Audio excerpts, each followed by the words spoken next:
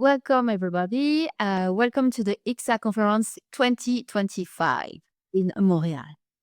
Pictoin Avocat was founded in 1981, and Maître Pictoin, Maleine, and I have been the partners since 2019 and 2020, respectively. A graduate of the University of Bordeaux and the University of Paris-Nanterre, Maleine Pictoin-Gueye is a member of Institute of Criminal Defense at the Bordeaux Bar. She taught personal and family law at the Pre-Edia training course in Bordeaux for students wishing to join the School of Law, and was in charge of tutorials at the University of Bordeaux. A graduate of the University of Bordeaux, Ophélie Rodrigues joined Pictoin Avocat after having practiced for several years in Bordeaux law firm, in which she acquired a certain experience in personal and family law. A member of the Institute of Criminal Defense at the Bordeaux Bar, she assists litigants from the placement in police custody to their appearance before the courts. As a law firm, we mainly intervene in juvenile law, the law of sectarian abuse, but also in criminal matters, in personal and family law, particularly in situations of domestic violence or intrafamily violence. Our firm has handled many cases of sectarian abuse with a success rate of 100%. Supporting our victims is essential for us, and we work so that they can return to a peaceful life. Today, we will discuss the perception of sectarian phenomena within society and the role of the media in France. What are the consequences in the context of legal proceedings? It will examine all the consequences of the perception of cult phenomena within society, as well as the role of the media in legal proceedings in France.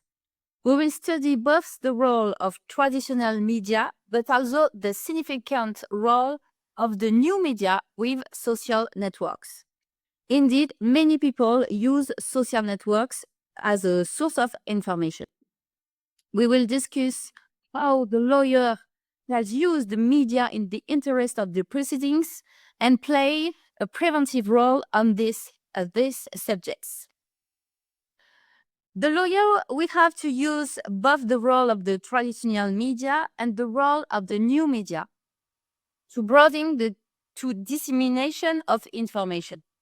Wise use of the media can be very beneficial in order to get a trial held. However, the lawyer will have to fight against society's sometimes erroneous perception of the cult phenomenon, a perception conveyed by the media themselves. This misconception can be disseminated even the courts and tribunals, including by legal professionals. As a result, preventive information can have benefits in combating a perception of the cult phenomenon that is not in line with reality. We will first study how the lawyer can play a preemptive role in the fight against disinformation about cult phenomena, and secondly, how the lawyer must fight for a good trial and a fair appreciation of the cult phenomenon, despite the image conveyed within society and/or by the media on this phenomenon. So, the preemptive role of the lawyer in countering misinformation about cult phenomena. It will examine both the role that the lawyer can play in traditional media and in the media such as social networks. So the role of the lawyer in traditional media. The lawyer can, of course, speak to the media on these subjects, and may also their own blog, communicate via their website or on social networks of the law firm. My partner participated to a video on YouTube against the on the shock, the sectarian abuse when the family are in the front line. Okay, it's in French. Huh? Sorry. Ouais, a video on YouTube in French. The lawyer can also write technical articles for laymen as well as professionals. The lawyer may emphasize the remarks on the erroneous and recurrent assessments that are found in society on these subjects. These articles, depending on their content, can be distributed online, for example, website, LinkedIn, etc.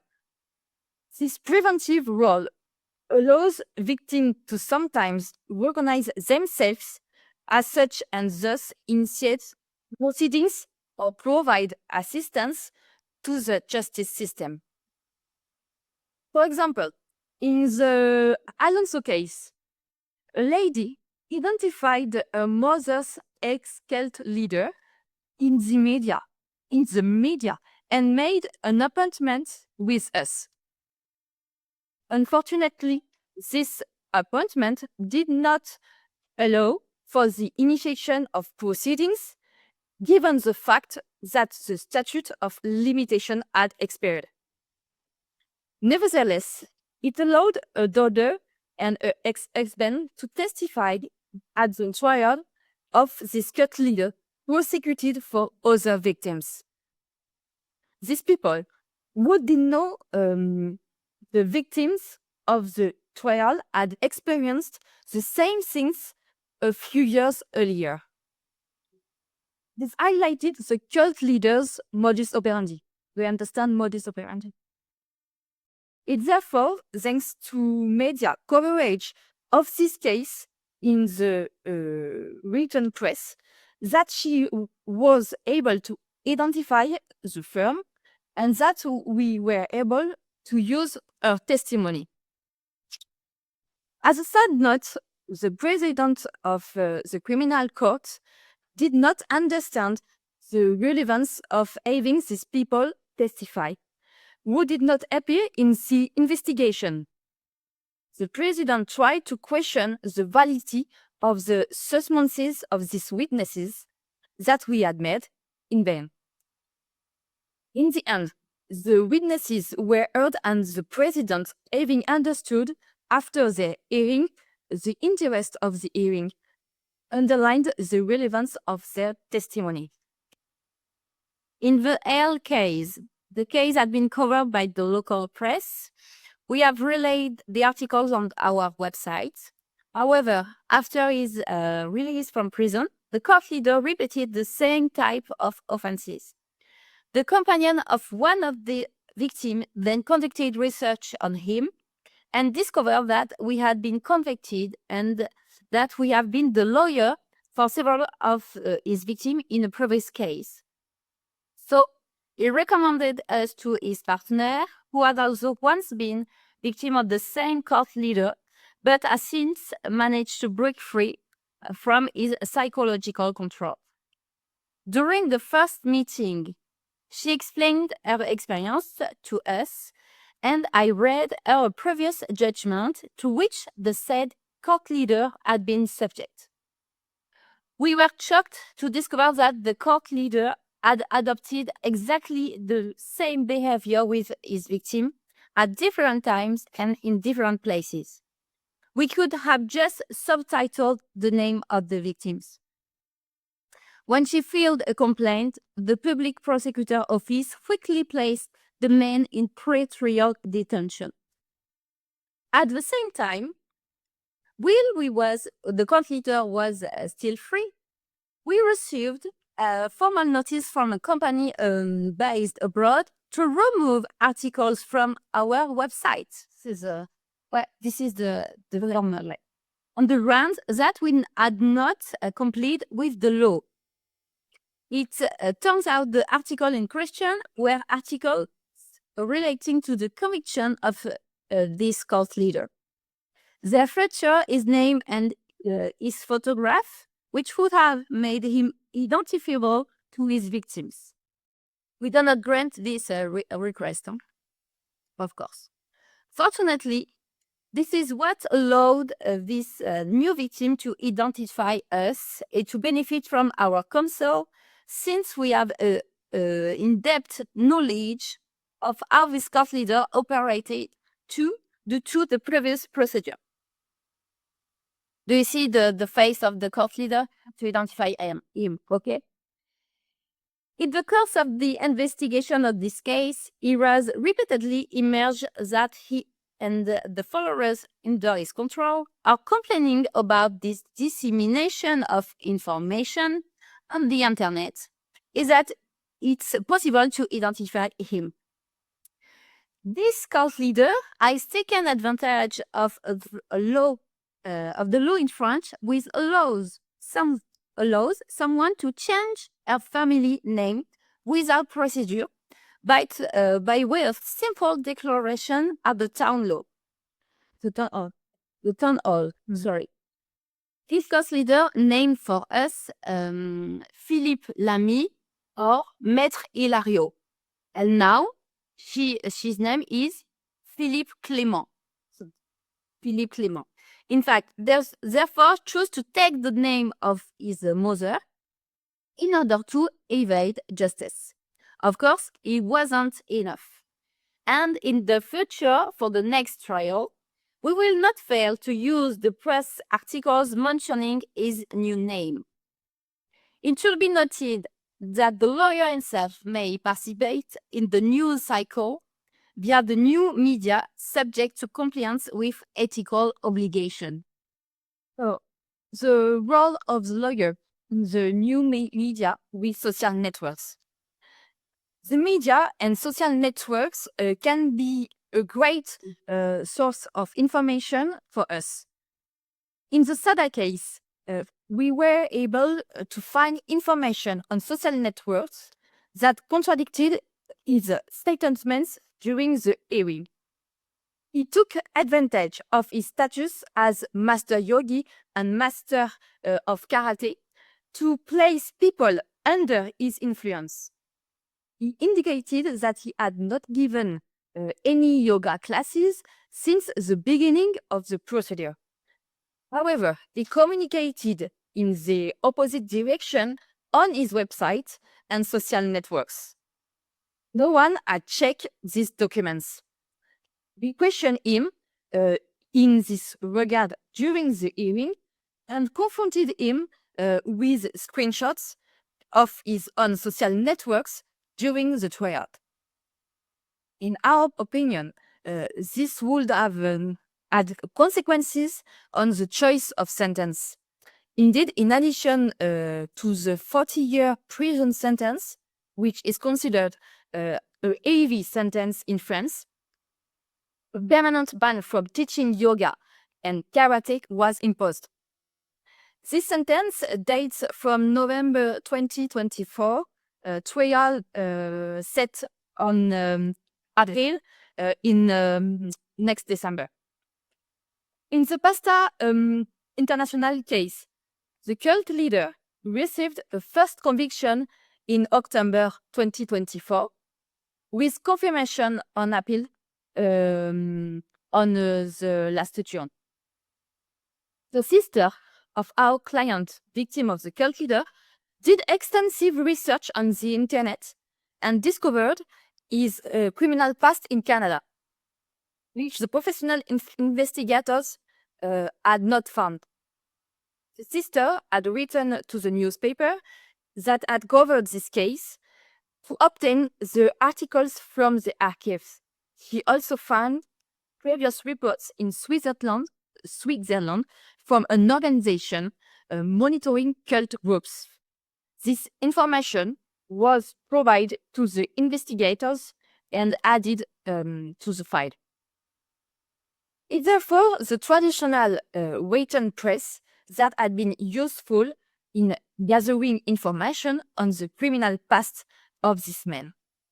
Indeed, the conviction was old and not made in France, so this conviction did not appear anywhere in the French files. Browsing the social networks of the cult made it possible to find a former follower who complained about the cult leader's actions. This follower has contributed to justice by testifying in particular before the Court of Appeal. Also, he did not know our client. It described once again same modus operandi and the same experience. This testimony was found in the new media. This recent issue demonstrates the importance of conducting research in both traditional and social media. Another case currently under investigation that we would like to discuss in the R file. Our clients are the parents of the young adult who is under the control of a well-known public figure in France, a little politic figure in France. The mother actively follows the man's networks and has discovered disturbing things. Very recently, about a month ago, she found another victim of this man, a victim of sexual assault. This victim, if they assist us in our case, will effectively strengthen the handling of the case. For the moment, this young victim doesn't participate. Our case, she is afraid of the public man. Moreover, in the struggle to inform the public about the cult phenomenon, the lawyer must also fight for a good trial and a fair assessment of the cult phenomenon, despite the image conveyed within society and or by the media on this phenomenon. Yeah. The role of the lawyer in the proper conduct of the trial and his contribution to fair appreciation of the cult phenomenon. It is necessary for the lawyer to exert useful pressure via, if necessary, the media so that the case of sectarian abuse is heard and dealt with without in a reasonable time, and to demonstrate pedagogy to train legal professionals and litigants. The useful pressure of the lawyer on the courts via the media. The lawyer can use media pressure wisely to hold a trial. For example, my partner talked about the Jess case before. Okay. In this case, the Alonso case or aka Jess, the elderly court leader wanted to buy time. He did everything to avoid being tried, especially since he was under judicial control. This case was therefore set before the criminal court, but 15 days before the trial, he used tactics to obtain a postponement of the case. A hearing was held for 2 hours, during which we opposed this request for postponement. However, despite this opposition, the court sent the case back, but did not communicate a new hearing date. We have therefore chosen to file a request with the court registry each month for the case to be heard. The Attorney General, after yet another reminder, told us that wasn't pointed reminding him every month. To which we replied that doing so would allow us show we had repeatedly tried to engage the state to no avail, and will be able to say so the media in the event of the cult leader's death before trial. A month after this exchange, we received the summons to a new hearing date. It should be noted that the judge hates that the traditional media are interested in judicial cases can lead to public opinion holding a bad image of justice. When a case appears in the media, it is clear that the case is moving forward more quickly. We recently filed a new case, Case B, in which one of the victims noticed the slowness of the justice system, and after the publication of her book, things finally moved. The media took up her case until it was from that moment that she got the justice system to finally take an interest in the case and conduct investigations. This media pressure, although regrettable, allows the justice system to investigate this or that group, but ultimately allows the cult leader to be tried. It's therefore in the lawyer's interest to communicate with the press so that the judge can mobilize on certain cases that are dragging on. It's very sad in a state of law to have to use the media to advance one's case, but it's a reality. Due to the lack of personnel of staff in the police, the gendarmerie, and in the courts and tribunals, the processing times of cases are increasingly long, not to mention the delays suffered in the context of an investigation. In the meantime, our victims are suffering in silence while the cult leader is aging and continuing to exert his hold on various followers, therefore increasing his chances of escaping justice. Pressure from the lawyer who exercises it himself or through the media is therefore essential, even indispensable.